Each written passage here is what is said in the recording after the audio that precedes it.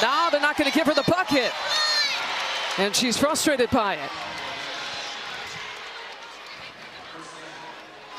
Hello guys, welcome back to the channel. I have got to be honest with you, this game felt like coaching malpractice, and I cannot wait to hear what Stephanie White had to say after this one. The press conference is finally out, and I still cannot understand how Caitlin Clark barely touched the ball during the final 2 minutes of the game. The moment Caitlin Clark checked back in, it felt like the momentum was shifting. I honestly thought the Indiana Fever were about to pull this thing off. The stage was set perfectly. But when it mattered most, the offense completely changed direction. Instead of putting the ball in Caitlin Clark's hands, Stephanie White chose to run everything through Kelsey Mitchell. We all know Kelsey Mitchell can score, but the decision-making down the stretch was frustrating to watch. Kelsey Mitchell finished with the same number of points as Caitlin Clark, but every possession seemed to end the same way. She was taking the shots, attacking the rim, drawing fouls, and looking for her own offense. Meanwhile, Caitlin Clark was standing there without getting opportunities to impact the game when it mattered most.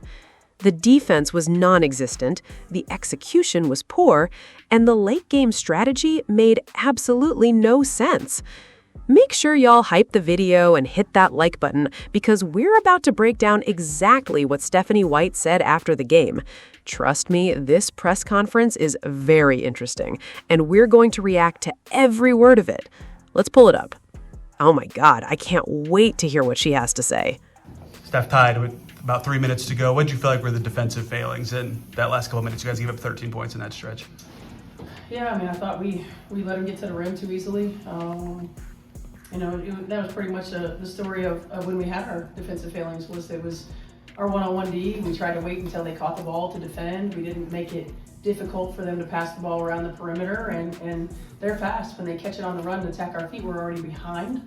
And there were some times where we didn't have rotations. I thought they did an excellent job in terms of their spacing to make our rotations very difficult. But we've got to be able to guard one-on-one, and more than anything, we got to defend without fouling. I mean, we cannot continue to let people live, in the 20s and 30s in terms of free throw attempts. We've just got to be better. They obviously play very big with their lineup. How much did that play a part in closing with KK for much of that last couple minutes? It played a big part, and KK was doing a great job on the boards. Her length, she gets deflection, she gets steals, she's active, she's mobile enough to guard multiple positions.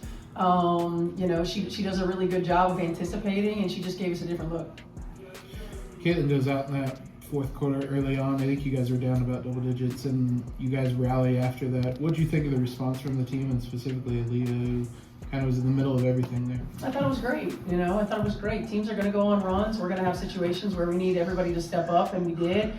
I thought that group really dug in on the defensive end of the floor, got stops. We rebounded it well, and we moved it on offense. We made it a little bit more difficult because the ball got side to side. We got some higher quality looks and knocked them down.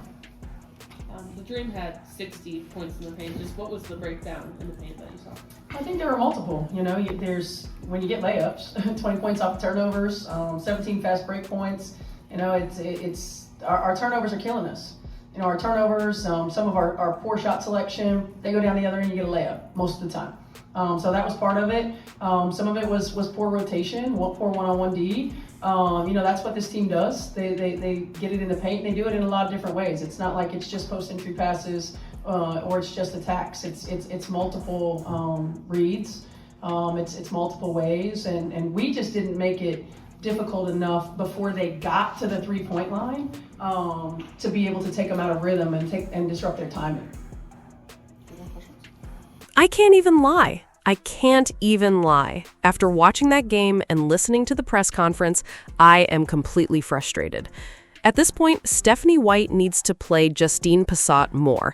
No disrespect to KK Timpson, but what KK Timpson did in the final seconds of this game, missing layups and struggling to finish around the basket, should absolutely lead to a conversation about the rotation. I'm not saying bench KK Timpson completely, but the minutes need to be split between Justine Pissott and KK Timpson because what we're seeing right now is simply not working. Let's talk about the numbers, because the numbers make this loss even more confusing. The Indiana Fever shot 56% from the field. The Atlanta Dream shot 54%. The Indiana Fever shot 47% from three. You literally shot better than your opponent and still found a way to lose the game. I understand what Kelsey Mitchell was trying to say in the press conference about giving up high percentage looks, but when your own team shoots 56% from the field, that should be enough to win. Most nights, if you shoot those percentages, you're walking away with a comfortable victory. So when I hear Kelsey Mitchell say the bench really got going, I don't know if I can buy that explanation. Y'all shot 56% from the field and 47% from three. Yes, the Atlanta Dream scored 60 points in the paint, and that's a major issue. But they only finished with around 24 or 25 rebounds, so what exactly are we talking about here? To me, Stephanie White once again cost this team a basketball game with her defensive scheme and her offensive decisions. The biggest issue was what happened late in the game. How do you not put the ball in Caitlin Clark's hands? How do you go through the final possessions without making Caitlin Clark the focal point of the offense? When Caitlin Clark came back into the game, the momentum changed. You could feel it. It looked like the Indiana Fever were about to pull off the comeback. Instead, the offense completely shifted toward Kelsey Mitchell. And look, Kelsey Mitchell had a strong fourth quarter, but every possession cannot turn into isolation basketball. Every possession cannot become hero ball. Then you get to the substitution decisions. The Indiana Fever subbed out KK Timpson for Lexi Hall and gave up an offensive rebound in a crucial moment. I have never understood taking out size before a free throw rebound when you know the first priority is securing the basketball. They were going to call a timeout anyway. All they needed was one rebound. Instead, they subbed out a big for a guard and immediately paid the price. I've never seen that before. If it's a live defensive possession, that's one thing, but on a free throw, that decision made absolutely no sense to me. Now, to be fair, there are legitimate reasons why Stephanie White isn't solely responsible for this loss. Caitlin Clark did not have her best fourth quarter. The foul trouble changed everything. The referees called 2 questionable fouls on Caitlin Clark, and you could see the impact immediately. She became more passive when she returned to the floor. She didn't want to pick up another foul, and it affected her aggression offensively. At no point in this game did Caitlin Clark, Aaliyah Boston, and Kelsey Mitchell all play well at the same time. Kelsey Mitchell was quiet for much of the first half. Caitlin Clark spent 2.5 quarters trying to carry the Indiana Fever back into the game. Then Kelsey Mitchell took over in the fourth quarter, while Aaliyah Boston quietly put together one of the most unnoticed 23-point performances you'll ever see. Sophie Cunningham is an off-ball, catch-and-shoot, weak-side player, and the Atlanta Dream took that away. They denied Sophie Cunningham and made sure she couldn't get comfortable. But what frustrated me most was that the Indiana Fever looked like they were playing pickup basketball.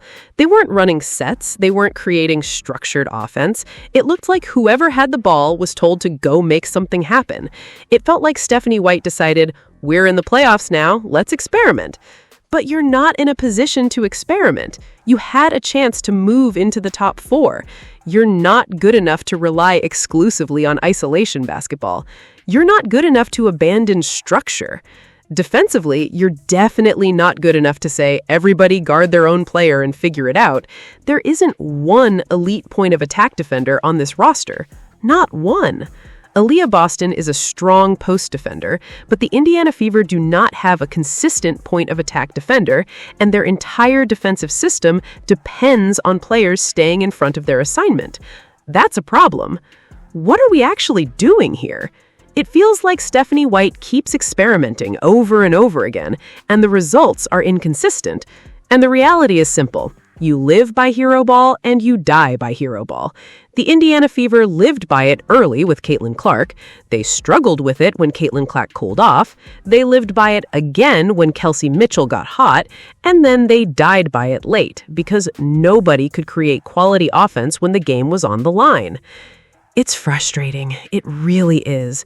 As someone who has coached before, I believe every coach has a philosophy. My philosophy has always been process over results. If you look at the underlying numbers, the Indiana Fever probably should have lost this game by 20 points. The AI supercomputer says they should have lost by 23 points, and honestly, that feels accurate. This game was closer than it should have been because of early game heroics from Caitlin Clark and late game heroics from Kelsey Mitchell. That's the truth. This was a bad game.